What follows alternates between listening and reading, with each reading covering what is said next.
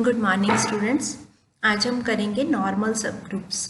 ये कोसेट से आगे का पोर्शन है। कोसेट्स आपने पढ़े हैं, कोसेट्स के बेसिस पे ही हम नॉर्मल सब ग्रुप डिफाइन करते हैं और इम्पॉर्टेंट टॉपिक है, आपको अच्छे से करना है, आगे बहुत यूज़ होगा क्वोशिएंट ग्रुप के लिए भी और ये कंपटीशन के पॉइंट ऑफ व्यू से भी बहुत यूज़फुल है। क्या होता है नॉर्मल सब group? Let G be a group under multiplication. G हम एक ग्रुप लेके चल रहे हैं under multiplication and H be any sub group of G. H इसका सब ग्रुप है। अब क्या करना है आपको, एक एलिमेंट लेना है, let X belongs to G, then H X and X H क्या होंगे इसके लेफ्ट और राइट कोसेट्स। एच एक्स और एक्स एच आप राइट और लेफ्ट कोसेट बना सकते हो इसके।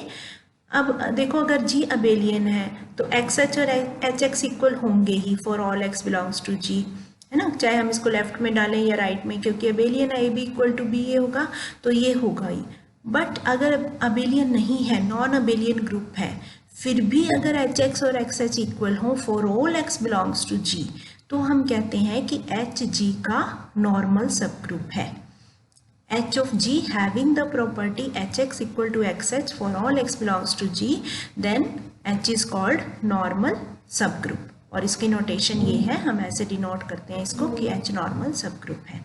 अब इसकी एक डेफिनेशन है कि डेफिनेशन क्या हुआ कि एक प्रॉपर्टी होगी जिसमें हम ये प्रॉपर्टी अगर प्रूव कर दें तो ये नॉर्मल सब ग्रुप बन जाएगा। मतलब हम हर बार ये लेफ्ट को सेट और राइट को सेट निकालें फिर उसको इक्वल करें, उसकी बजाय अगर हम सिर्फ ये प्रॉपर्टी प्रूव कर दें तो ये नॉर्मल सब ग्रुप बन जाएगा। क्या प्रॉपर्टी है कि एक एलिमेंट लेना आपको जी का, let X belongs to G and H belongs to H, और एक न्यू एलिमेंट बनाना है एक्स एच एक्स इनवर्स, यानी कि एच को बीच में रखना है, एक साइड एक्स एक साइड एक्स इनवर्स।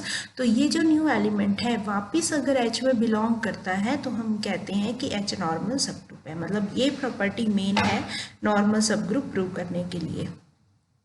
अब किसी भी ग्रुप में जो आइडेंटिटी और जी होते हैं वो तो जो ट्रिवियल सब ग्रुप होते हैं ये तो नॉर्मल होंगे ही होंगे, क्योंकि ये दोनों इस प्रॉपर्टी को सेटिस्फाई करेंगे।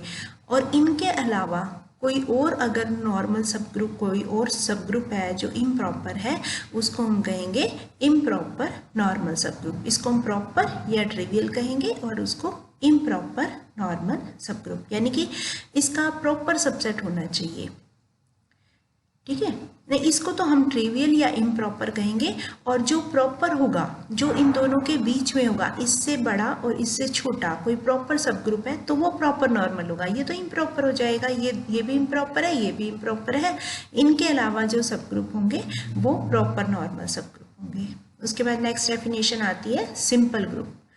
सिंपल ग्रुप क्या होता है? If a group has no proper normal सब ग्रुप, यानी कि उसके दो तो इम्प्रॉपर सब ग्रुप होते ही हैं, आइडेंटिटी और जी, उसके अलावा और कोई प्रॉपर नॉर्मल सब ग्रुप नहीं है, तो ऐसे ग्रुप को हम कहते हैं सिंपल ग्रुप, जिसके दो ही नॉर्मल सब ग्रुप्स हैं।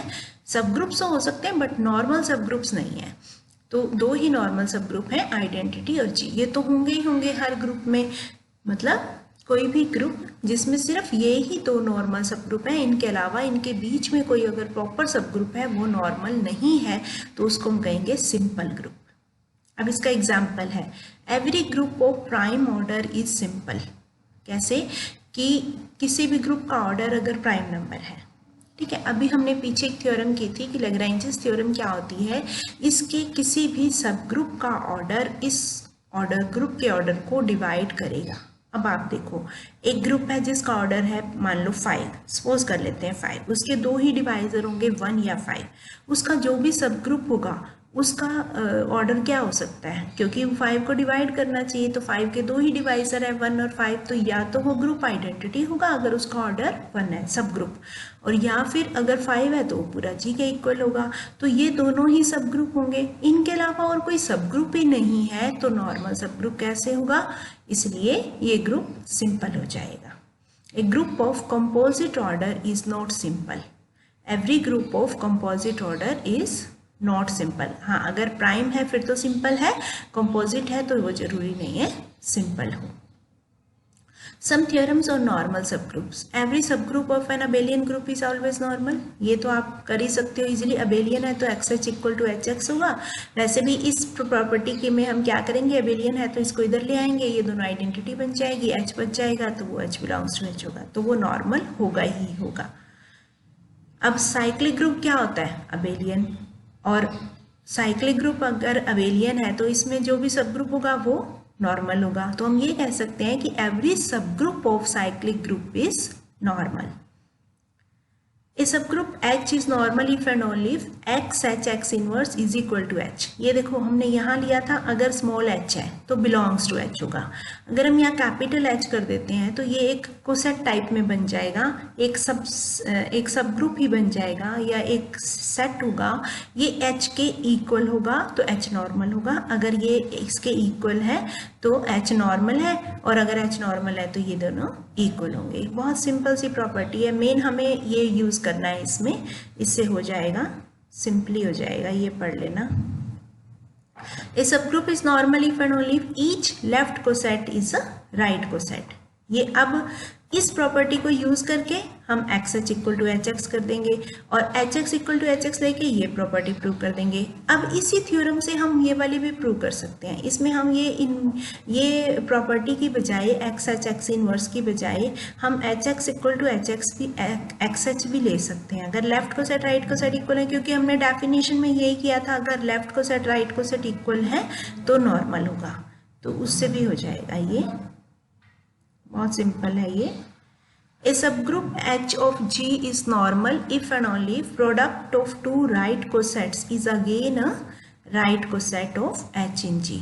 कि अगर दो कोसेट्स हैं H A और H B, उन दोनों का प्रोडक्ट भी राइट कोसेट होगा तो वो नॉर्मल होगा, अगर नॉर्मल है तो राइट कोसेट होगा। ये भी सिंपल है, ये हो जाएगा। Intersection of to normal sub groups is also a normal सब ग्रुप। कि दो नॉर्मल सब ग्रुप्स हैं H और K, उन दोनों की इंटरसेक्शन को प्रूव करना है कि वो भी नॉर्मल होगा। जैसे हमने सब ग्रुप प्रूव किया था ऐसे ही एक एलिमेंट इंटरसेक्शन का लेंगे, एक G का लेंगे। अब इंटरसेक्शन में है तो दोनों में होगा। अब एक G का है एक H का है, अगर H नॉर्मल है तो X टेक्स इनवर्स H में होगा, अगर K नॉर्मल है तो ये K में होगा। दोनों में आ गया तो इंटरसेक्शन में आ गया तो ये नॉर्मल हो गया। सिंपल सी थ्योरम है। ऐसे ही हम intersection of any collection of normal sub groups prove कर सकते हैं, इज इटसेल्फ अ नॉर्मल सब ग्रुप। उसके बाद है M and N two normal sub groups such that M intersection N is singleton identity, यानी कि डिसजॉइंट है, इसमें सिर्फ E कॉमन है। Then for every N disjoint नहीं है, मतलब ओनली E कॉमन है। डिसजॉइंट तो होते हैं जिसमें कुछ भी कॉमन नहीं होता, इनमें सिर्फ आइडेंटिटी कॉमन है, क्योंकि ये सब ग्रुप में आइडेंटिटी तो होगा ही होगा, आइडेंटिटी के अलावा कोई और कॉमन एलिमेंट नहीं है। Then for every N belongs to N and M belongs to N show that NM equal to MN। ये भी हो जाएगा, सिंपल है, क्योंकि एक को M का एलिमेंट ले लो, एक को G का, ठीक है, उससे हो जाएगा। एक बार उसको नॉर्मल ले लेंगे, एक बार उसको नॉर्मल ले लेंगे। H is subgroup of G, N is normal subgroup of G, then H intersection N। अब देखो H इंटरसेक्शन N H में भी होगा और G में भी होगा, और ये H G का सब ग्रुप है, ये H का सब ग्रुप है, तो ये H का नॉर्मल सब ग्रुप हो जाएगा। बस वो नॉर्मल की एक्स एच एक्स इनवर्स वाली प्रॉपर्टी करनी है। उसके बाद ये एक्सरसाइज है 2.2, फिर आ जाता है कोशेंट ग्रुप और फैक्टर ग्रुप। बेटा टाइम बहुत कम है इसलिए थोड़ा सा स्पीड से करवा रही हूँ मैं, बाकी ये इसको डेफिनेशंस कर लेना, थ्योरम्स कर लेना, और ज़्यादा क्वेश्चंस पे ज़्यादा जोर देने की जरूरत नहीं है, इसमें उसमें ही हो जाएगा कवर, एग्जाम्पल्स में, थ्योरम्स में, डेफिनेशन में। बाकी फर्स्ट चैप्टर में तुम्हारा पूरा क्वेश्चन भी कवर हो जाएगा, बट ये करना इसलिए ज़रूरी है क्योंकि ये बाद में यूज़ होता है। फैक्टर ग्रुप क्या होता है, कोशेंट ग्रुप और factor group. Let H be normal subgroup of G, and if A belongs to G, then right coset HA is same as left coset AH. HA is coset। अब हमने जब बात की normal सब group की, हम prove कर चुके हैं कि लेफ्ट कोसेट हो चाहे राइट कोसेट हो, अगर H नॉर्मल है तो HA इक्वल टू AH होगा, ठीक है। तो हम इसको लेफ्ट और राइट कहने की बजाय सिंपल कोसेट कहते हैं, क्योंकि चाहे लेफ्ट ले राइट ले वो सेम है, इसलिए हम उसको कोसेट बोलेंगे।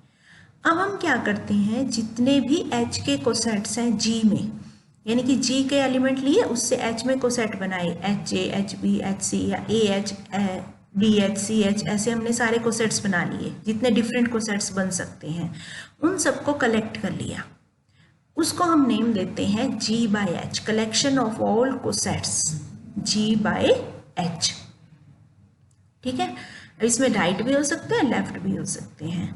अब आप देखो, अगर हम इसके दो कोसेट्स लें HA और HB, इन दोनों को मल्टीप्लाई करें, इन दोनों को कंबाइन करेंगे, AH को HA लिख सकते हैं, HH कंबाइन होकर एक ही बार आ जाएगा, तो ये HA भी बन गया। मतलब दो कोसेट्स को मल्टीप्लाई किया तो वापस एक कोसेट बन गया जिसमें एलिमेंट चेंज हो गया, है ना। A और B की मल्टीप्लाई थी, यहाँ AB आ गया। AB से जो कोसेट बनेगा वो equal to HA into HB के इक्वल होगा।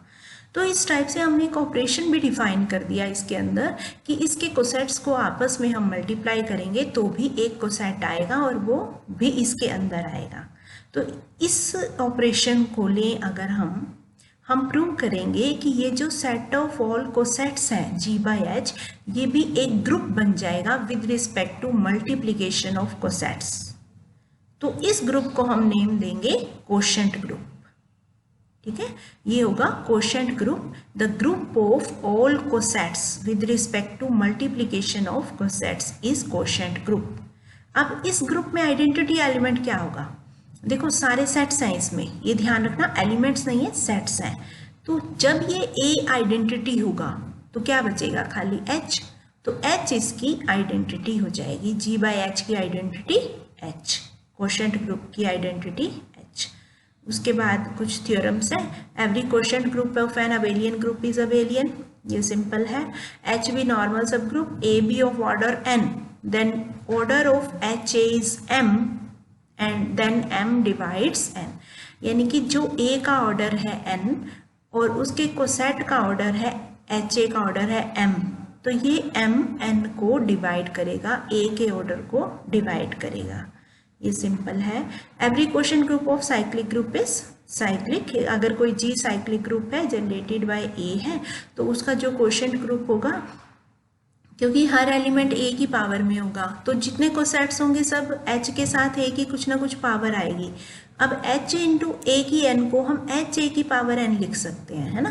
तो सारे एलिमेंट HA की पावर में आ गए, तो ये जो कोशेंट ग्रुप होगा वो HA से जनरेटेड हो जाएगा। H1 और H2 नॉर्मल है तो G/H1 G/H2 इक्वल होगा इफ एंड ओनली इफ, अगर हाँ दो सब ग्रुप्स अगर इक्वल हैं तभी उनके कोशेंट ग्रुप्स इक्वल होंगे। ये एग्जाम्पल दिया हुआ है, JB additive group of integer, H में हम M के मल्टीपल ले रहे हैं सारे, तो कोशेंट ग्रुप कैसे बनाएंगे। जैसे हमने एक छोटा सा एग्जाम्पल लिया, H लिया 0 M के सारे मल्टीपल ले लिए, फिर H+1 बनाया, H+2 बनाया, H+3, H+-1, H+-2, इस टाइप से सारे एलिमेंट लिख लिए। अब क्या होगा, किसी भी कोसेट को H+S है उसको हम M से डिवाइड कर देंगे, तो जो कोशेंट आएगा वो मान लो Q है और रिमाइंडर R है। जो कोशेंट के साथ M के साथ Q आ गया वो तो H में चला जाएगा, क्योंकि M H के अंदर है तो H+M भी H में होगा, H+MQ भी H में होगा, H के इक्वल होगा। ठीक है, बच गया H+R।